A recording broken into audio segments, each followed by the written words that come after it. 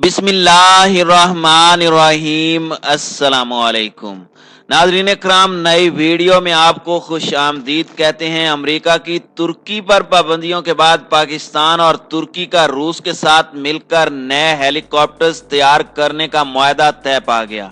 امریکی پابندیوں کا منہ توڑ جواب دینے کے لیے ترکی کھل کر میدان میں آ گیا۔ روس میں چین، ترکی، پاکستان اور ایران کا اکٹھ ہو گیا۔ ایک بڑا الائنس تشکیل دینے کے لیے سر جوڑ لیے گئے۔ امریکہ کی ہر ملک پر پابندیاں لگانے کی حماقت پر اسے مزہ چکھانے کا وقت آ گیا۔ آئندہ متوقع سپر پاور چین نے 5 ممالک کی قیادت سنبھال لی۔ ترکی نے پاکستان کو جدید ٹیکنالوجی سے لیس کرنے کا بڑا قدم اٹھا لیا۔ ویڈیو کی تفصیل میں جانے سے پہلے تمام دوستوں سے گزارش ہے کہ ویڈیو کو آخر تک ملاحظہ کریں تاکہ خطے میں تیزی سے بدلتی صورتحال سے آگاہ رہ سکیں۔ ناظرین کرام، ترکی کے صدر رجب طیب اردگان کے ترجمان ابراہیم نے بدھ 10 مارچ کے روز ذرائع ابلاغ کو بریفنگ دیتے ہوئے بتایا تھا کہ امریکہ نے ترکی کو پاکستان کے لیے بنائے جانے والے 30 جنگی ہیلی کاپٹرز فروخت کرنے پر پابندی لگا دی ہے۔ پاکستان اور ترکی کے درمیان 2 انجن والے گن شپ ہیلی کاپٹر کا معاہدہ 2018 میں طے پایا تھا۔ $105 کروڑ کا یہ معاہدہ پاکستان اور ترکی کی تاریخ میں ہتھیاروں کی فروخت کا سب سے بڑا معاہدہ ہے۔ ان ہیلی کاپٹروں میں امریکی ساختہ انجن استعمال ہوتے ہیں جو امریکہ نے ترکی کو برآمد کرنے سے منع کر دیا ہے۔ پاکستان پر امریکہ کی مہربانیاں ایک مدت سے جاری تھیں، اب ترکی امریکی دوستی کا تازہ شکار بنے گا۔ دونوں ممالک کی ایک صدی پر محیط دوستی اور شراکت داری اس وقت خطرے میں پڑنا شروع ہوئی جب طیب اردگان کی حکومت کا تختہ الٹنے کے لیے فوج میں بغاوت ہوئی اور امریکہ کے زیر استعمال ترکی کے ہوائی اڈوں کو باغیوں کی سہولت کے لیے استعمال کیا گیا۔ ناظرین کرام، اس بغاوت کی بروقت اطلاع ترک صدر کو روس کی جانب سے دی گئی تھی، حالانکہ روس کے ساتھ ترکی کے تعلقات کبھی خوشگوار نہیں رہے۔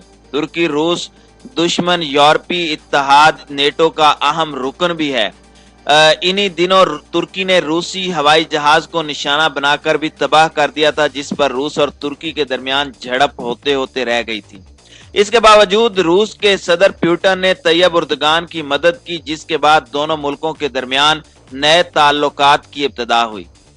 ناظرین کرام، حال ہی میں ترکی نے روس سے فضائی دفاع کا نظام خریدنے کا معاہدہ کیا۔ یہ دفاعی نظام دنیا بھر میں سب سے جدید اور بہترین مانا جاتا ہے۔ اس کی کارکردگی، رینج اور دشمن کو مار گرانے کی صلاحیت امریکی دفاعی نظام سے کہیں بہتر ہے اور قیمت بھی کم ہے۔ امریکہ نے ترکی کو روسی دفاعی نظام خریدنے سے منع کیا، اس کے انکار پر بہت سی پابندیاں لگا دیں۔ اب انجنوں کی برآمد سے انکار نہ صرف ترکی بلکہ پاکستان کو بھی سبق سکھانے کے لیے ہے۔ پابندیوں کے نتیجے میں ترکی نے امریکی انجن کے مقابلے میں اپنا انجن بنانے کا اعلان کیا ہے۔ تازہ ترین اطلاعات کے مطابق پاکستان اور ترکی مشترکہ کوشش سے اپنا طیارہ بنانے جا رہے ہیں۔ پاکستان اور ترکی دفاعی تعاون میں تیزی سے آگے بڑھ رہے ہیں۔ اس تعاون نے دونوں کے دشمنوں میں پریشانی کی لہر دوڑا دی ہے۔ اس کی سب سے زیادہ پریشانی اسرائیل کو اور تکلیف امریکہ کو پہنچ رہی ہے۔ ناظرین کرام، ایسی پابندیوں کے نتیجے میں امریکہ نے ہمیشہ دوہرا نقصان اٹھایا اور پھر اسے پابندی زدہ ملکوں کی طرف واپسی کا موقع نہ مل سکا۔ نہ صرف ان کی دوستی سے محروم ہوا بلکہ معاشی اور تجارتی نقصان بھی سہنا پڑا۔ ان پابندیوں سے وہ ملک مقابلے میں ہتھیار بنانے اور برآمد کرنے لگے۔ ناظرین کرام، پاکستان اور ایران اس کی ظالمانہ پابندیوں کا نشانہ بنے اور یہ پابندیاں دونوں ملکوں کی دفاعی صلاحیت کو مستحکم کرنے کا سبب بنی۔ خصوصاً پاکستان کو اس سے بہت فائدہ ہوا اور اس نے خود کفالت کی راہ اختیار کی۔ روس کی افغانستان میں شکست کے بعد امریکہ نے پاکستان پر دفاعی اور معاشی پابندیاں عائد کر دیں۔ ان پابندیوں سے پہلے دونوں ملکوں کے مابین امریکی ٹینکوں کی خریداری کا معاہدہ ہو چکا تھا۔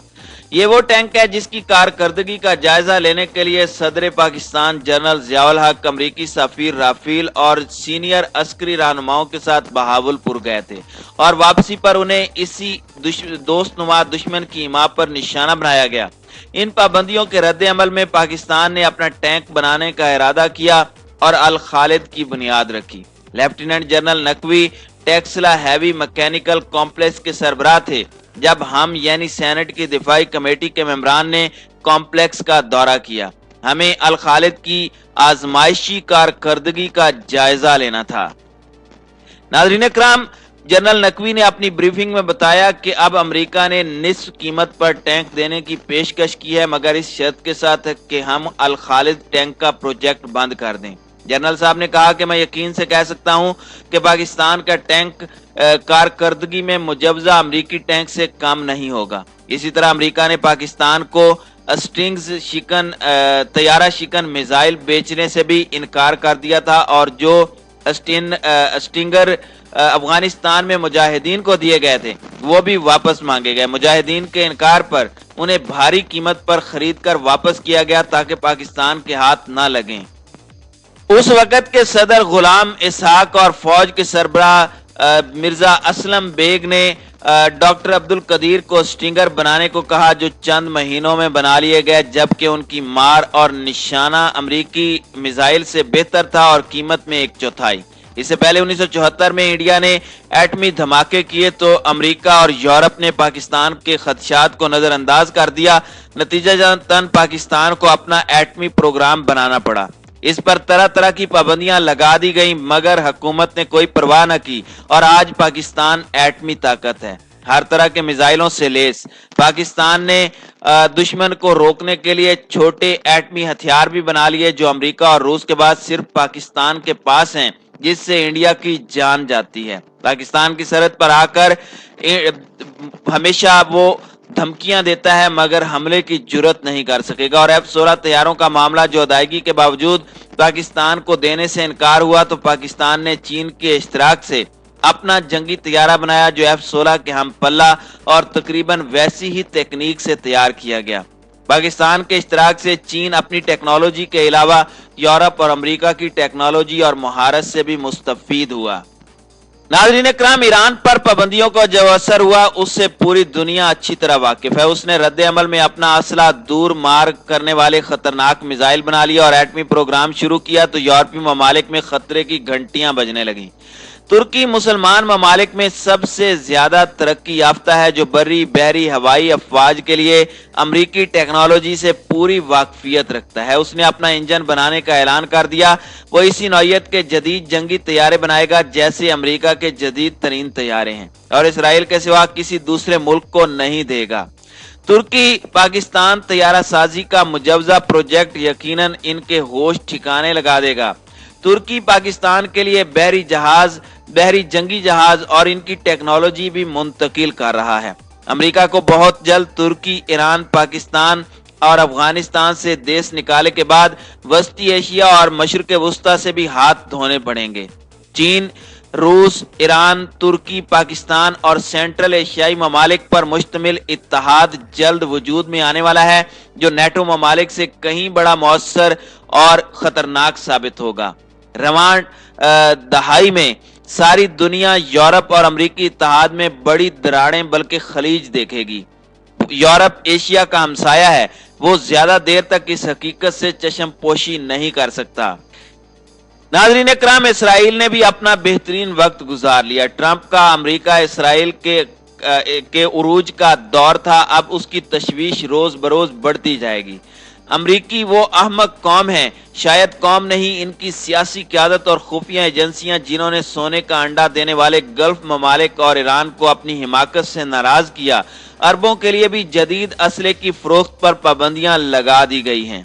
ये पाबंदियां इन मुल्कों के लिए नेमत साबित होंगी। अरबों को जल्द नजरअंदाज किए गए भाइयों की याद सताएगी, किसी मोहब्बत से नहीं बल्कि इसराइल और अमेरिका का खौफ उन्हें नई हकीकतों से आगाह करने वाला होगा। इस सब के बाद यकीनन अरबों की भी कोशिश होगी कि वो चीन, रूस, पाकिस्तान, ईरान और तुर्की के ब्लॉक में शामिल हों ताकि वो इन सेहूनी ताकतों का मुकाबला कर सकें।